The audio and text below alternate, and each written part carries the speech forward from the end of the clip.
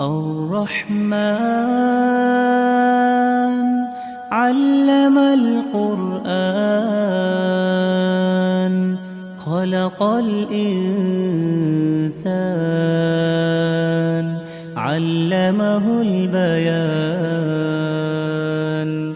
الشمس والقمر بحسبان والنجم والشجر يسجدان والسماء